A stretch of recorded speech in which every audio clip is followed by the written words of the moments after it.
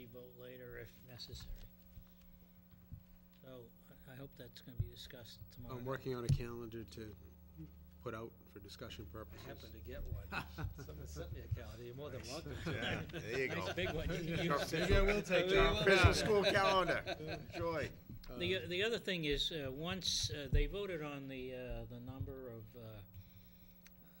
108 something, roughly. The number that went, I'm sorry to interrupt, but the number that actually went into MSBA was a 107 point, I mean, 107.5, I think was the So number it that got went. changed from the vote of the committee? Trying to remember exactly, but it was in the 107 million something number. It was 107 plus. I don't know if it was two, Whatever three, it four. was.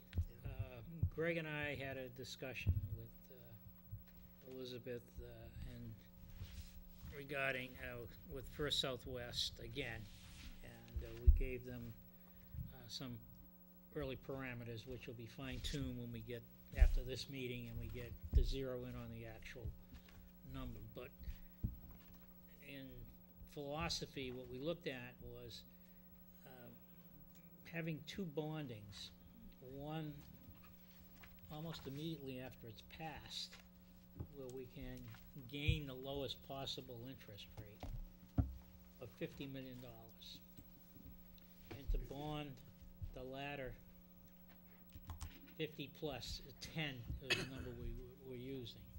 It could be less than that, whatever is needed to finish the project way downstream when that's needed. And if you look at the burn rate, you can see that the latter part of the project has a lower cost, because one is all the architectural fees have been paid. You're dealing basically with construction cost, and then you're dealing with finishing up the middle school, and then finally demolition, which is the lowest cost part of the project. So, and we also have to have and be able to fund 5% of the state's share of the project until 6 months after the end of after they approve the end of the project, whenever that is. So we'd have to carry that. We wouldn't get that reimbursement, and the way that works is they withhold 5% for every payment they make to the town. So it's not like they hold 5% at the end. At the end, we're going to end up with a shortfall of 5% Hold as you go. and we're going to have to cover that until we get that payment. Bob, if I may ask, does that result in a greater number than 5% somehow? Because you're taking it in increments? Does the... No, the bulk of it, see, if we bond it once the project is approved by the town, right, to the tune of $50 million, we know for sure we won't be over bonding, right? And it's very likely that we may get a percentage rate of 4 or below versus the 5 that we're looking for if we wait, until the project actually gets going. So the difference between 4 and 5% in cost of interest is 20% savings. And the cost of interest on this project is going to be in the $50 million range, anywhere between 40 and 50, depending on how things go. So, that's $10 million savings roughly. And so I think it's worth, looking at.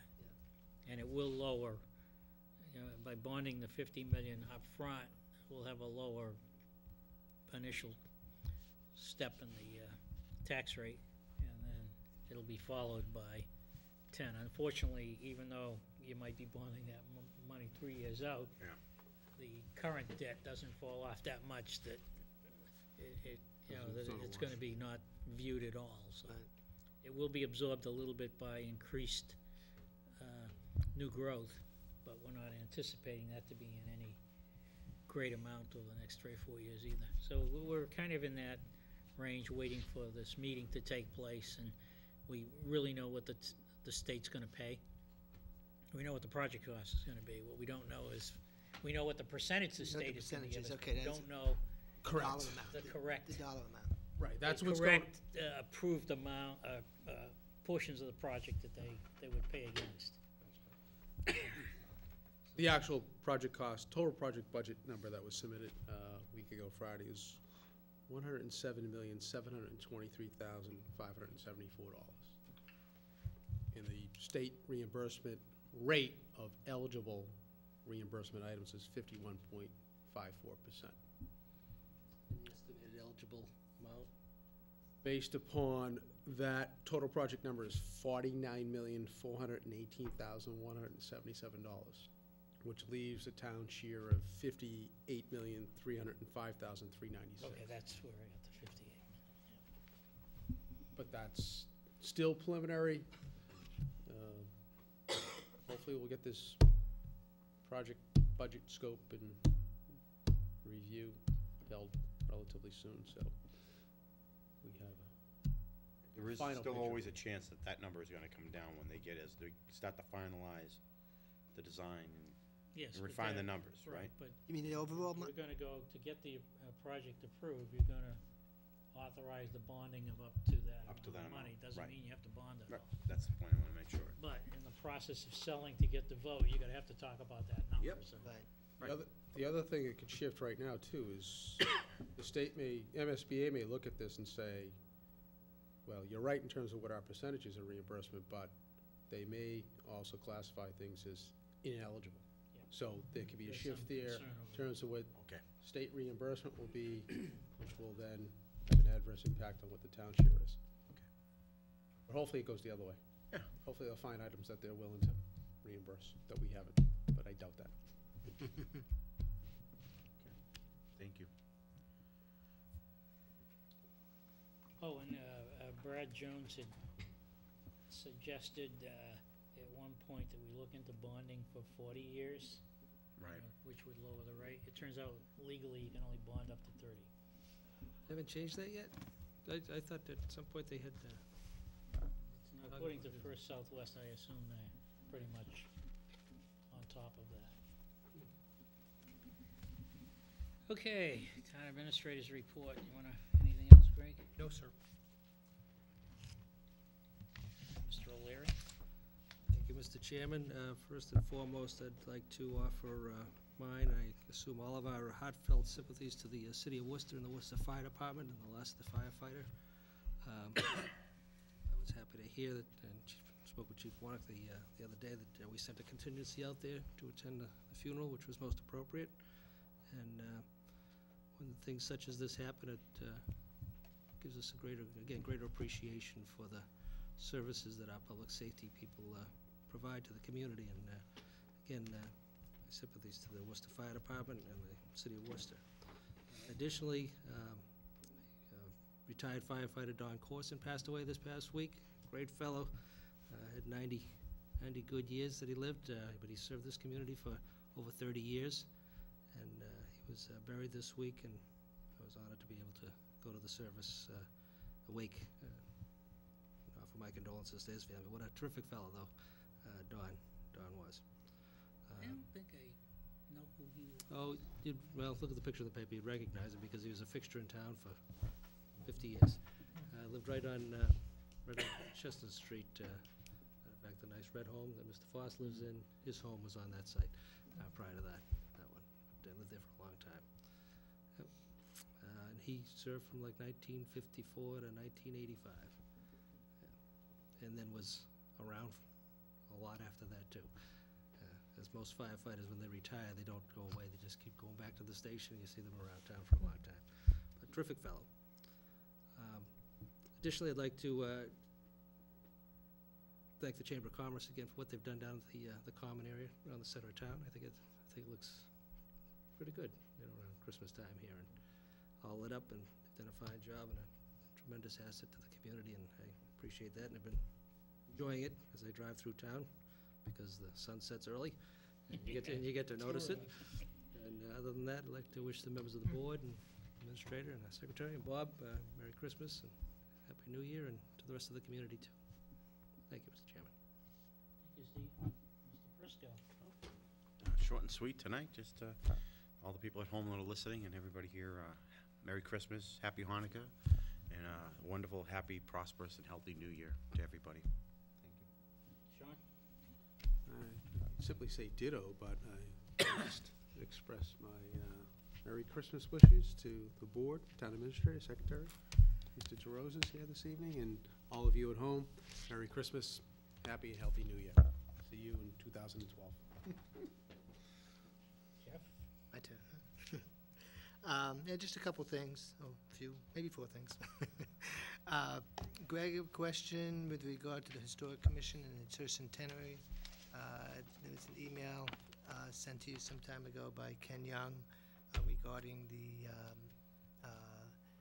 some possible need of some funds of about $1,600, $2,000 in preparation for the tercentenary. I don't know. Have to if you- put it, they'll have to be budgeted for going forward. We don't have any funds available. There was once a committee fund that was carried in the town administrator's budget. That's been eliminated within the last 5 years. So there are no available funding options other than to request it as part of fiscal year 2013. Well, that's what he wanted to know. Right. He wanted to know what the process was. He's And going to have to make a budget request. I'll make sure that the finance department sends him the proper forms. okay. Also, last meeting, we voted in executive session to an agreement with local Union 25. We were going to do this in public session, but we did not. That was, December 5th. That was the Ratification of that agreement, ratification of it. We didn't ratify it in public session, the arbitration? arbitration. I Okay. don't recall. Yeah, no, we did not. Okay. So Okay. we might want to put that on the agenda. Okay. 2000. All right, and Jeff, you had me confused because we just ratified an agreement Yeah, today with Local Local 25. So David, until you came out with the last I line, apologize. I had no idea where you were going on I that. apologize. But also, with regard to the food pantry, the town has really been doing, people in the community have been doing a great job donating to the food pantry. Obviously, at this time we do this, the holiday, this is the peak season, I guess. But Christmas is going to come and it's going to go, and the winter's going to be here. And I'm just going to urge people to not only now, but beyond the Christmas season, to continue to contribute to the food pantry. Probably they do a lot of winter clothing as well. I know I've contributed winter clothing to the pantry. And I think with the winter coming on, if people have those types of belongings that they can contribute, that would be great. Also, very simply, Merry Christmas, Happy New Year to everybody in this room. Happy Hanukkah, and may 2012 be the best year of our lives. Thank you. Thanks, Jeff. So we're, as a board, we're all set for the 2nd and 4th Monday in January? Yeah, from what I can see. Yes. All set with that? And if we wanted to schedule a work session sometime in that period, maybe we'll wait until our next Monday meeting to do it. The 9th would be their Ninth, next. yeah. Unless something comes up in between, we're only a Oh, phone yeah, call the away. school Something thing. Right. Yeah, on the first week of January, is there any days, if this school thing comes up and they want to vote on it, is there any days that people can't make it? That week, first week? So, make yourself available. I mean, it'd be Tuesday, Wednesday, Thursday, Friday. Tuesday, we have the swearing-in ceremony for our new chief of police. The 3rd. Right. 3rd, yep. That's here at what? 6 That's at Hillview. Hillview. Oh, at the Hillview. Mhm. And of course, you're talking about evening hours, right? Calendar, I think I do.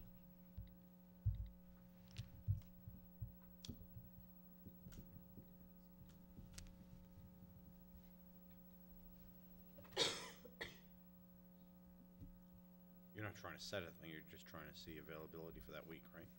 Yes. So it's 6:30 at the Hillview, right? That's Tuesday, correct, yeah. 6:30. Okay, I got that. What, I have 6 PM. You have 6? Mhm. 30. You're talking about Maybe, the chief? check the time. If it's 6, Greg, and you Well, it's actually, if you go in, Greg, if you look in the Dropbox, you put it in Selectmen card.